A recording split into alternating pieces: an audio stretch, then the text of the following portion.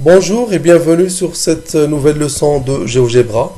Aujourd'hui, nous allons voir comment tracer et manipuler des vecteurs sur GeoGebra.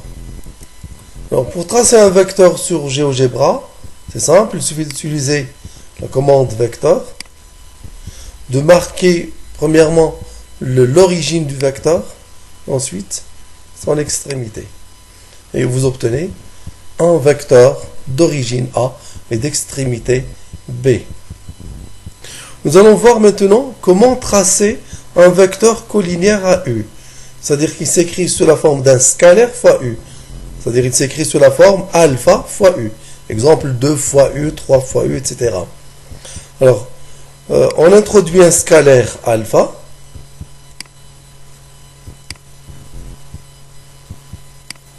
Et je clique sur Entrée. Je clique sur Créer curseur.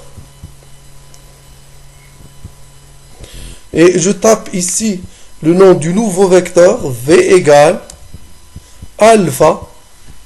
Je vais marquer alpha, étoile, U. Et je fais Entrée. Et voici le alpha fois U. Regardez quand on déplace le curseur. Pardon.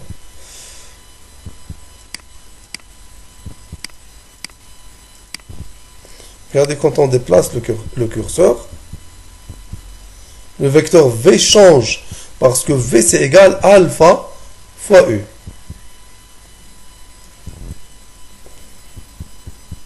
Nous allons voir comment tracer ce vecteur-là sur la même droite support du vecteur U, sur la droite AB. Alors on utilise la commande support ou bien représentant. Non, on clique sur V pour représenter V et on clique sur V pour représenter V et sur le point qui sera l'origine du vecteur.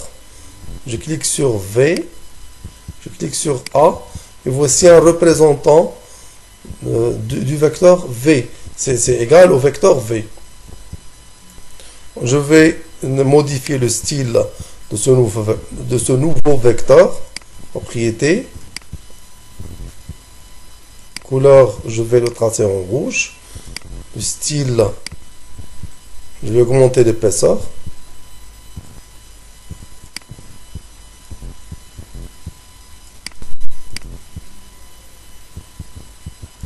Regardez, je peux maintenant animer le schéma, ou bien les vecteurs.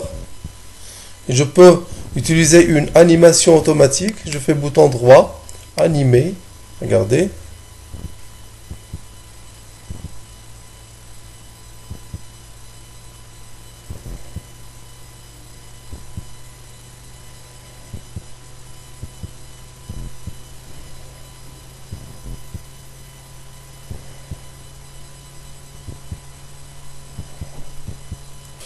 Nous allons voir maintenant comment faire une combinaison linéaire de deux vecteurs.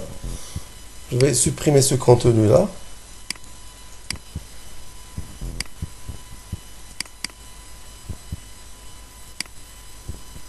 Nous allons tracer deux vecteurs, U et V, et nous allons tracer ensuite le vecteur combinaison linéaire alpha U plus bêta V.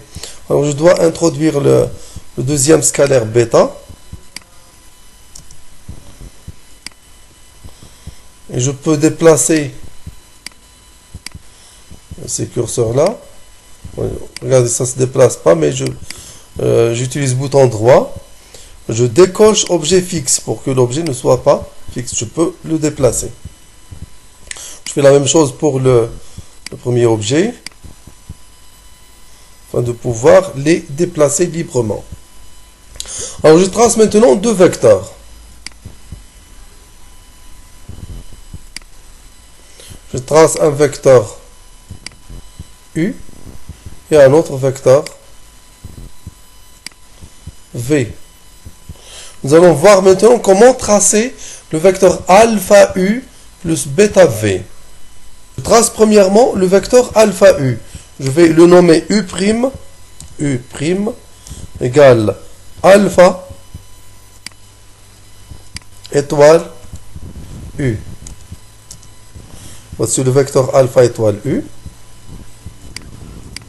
On peut déplacer le curseur et voir que U' est collinaire à U et il s'obtient en multipliant U par alpha.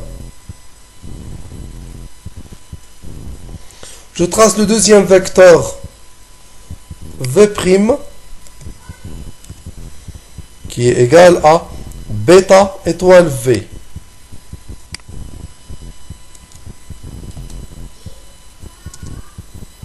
Voici le vecteur V' qui est égal bêta étoile V.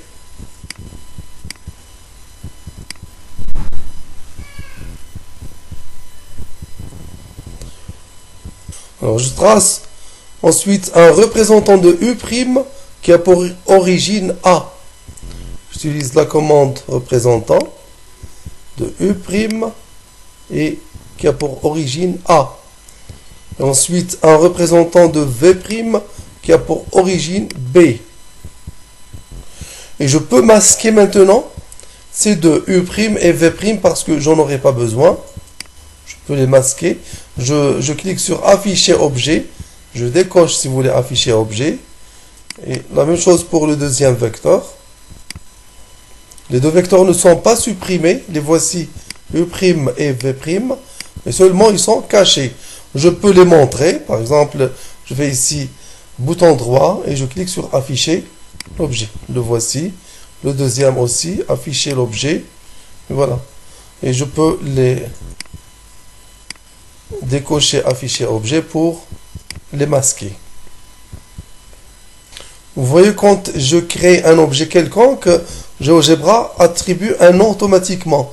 Ce vecteur-là, qui est égal alpha U, il l'a appelé W. Je peux changer le nom. Je fais bouton droit, renommer. Je vais le nommer U1. Et celui-là, il l'a nommé A. Je vais le renommer et mettre V1. Donc je trace maintenant U1 plus V1.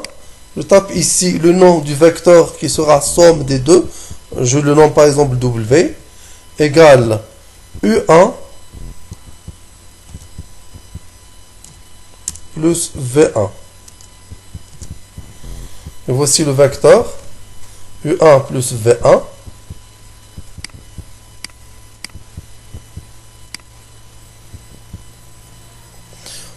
Je peux utiliser un représentant de ce vecteur, un autre représentant qui a pour origine A. Je clique sur la commande représentant. Voici la somme des deux vecteurs alpha U plus bêta V. Je peux masquer celui-là parce que je n'en aurai pas besoin. Et je vais compléter maintenant le parallélogramme. J'utilise le représentant du vecteur A, A'1, le représentant de ce vecteur-là qui a pour origine A'. J'utilise toujours la commande représentant. Et la même chose pour le vecteur U1.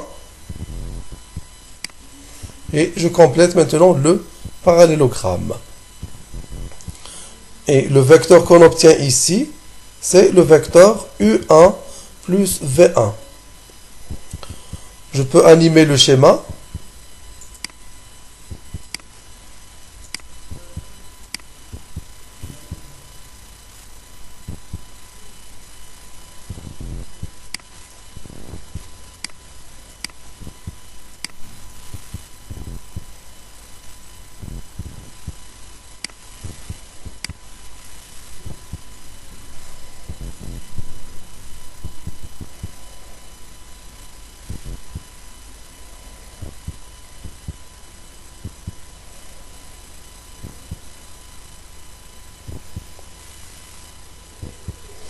Voilà, c'est terminé. Merci. Au prochain.